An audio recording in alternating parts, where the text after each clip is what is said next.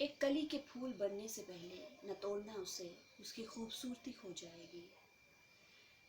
बचपने के संभलने से पहले न झकझोरना उसे, उसकी मासूमियत खो जाएगी। उसके बचपन में रंग ना भर सको ना सही, मगर उसको छीनने का हक भी तुम्हें नहीं। ये जो चंद लाइनें हैं, ये चंद वर्डिंग्स हैं, इनको गंभीरता से समझने की ज़रूरत है। गुड मॉर्निंग फ्रेंड्स, आज का हमारा टॉपिक रहेगा चाइल्ड लेबर, बाल श्रम।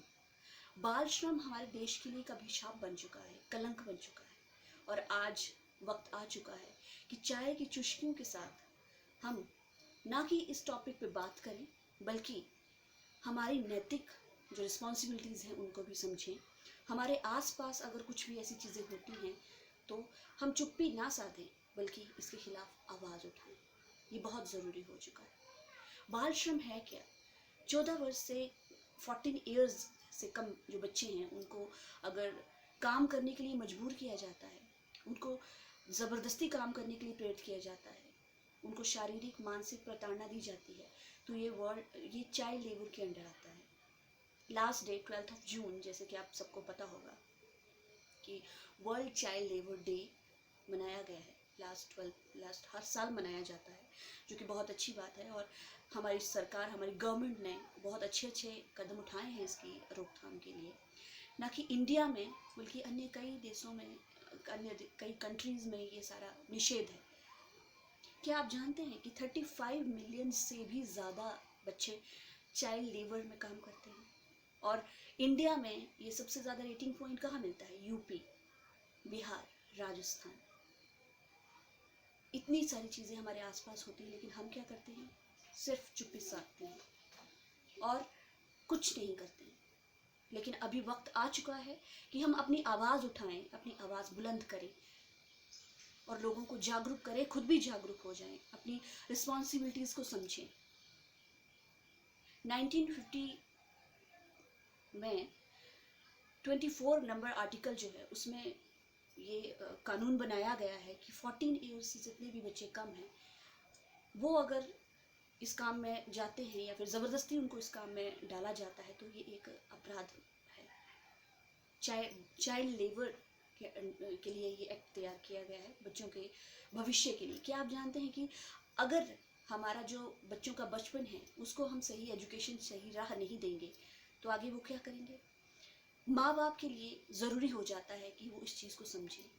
जो अभिभावक समझते हैं कि हमारे बच्चे जितना जल्दी काम करेंगे उतना जल्दी ज़्यादा पैसा आएगा, ये बहुत गलत बात है।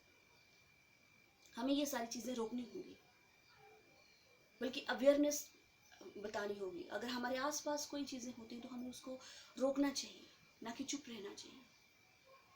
बच्चों के लिए ना ये शारीरिक, फिजिकली, मेंटली हर चीज़ जो है वो प्रताड़ित होती है इसमें।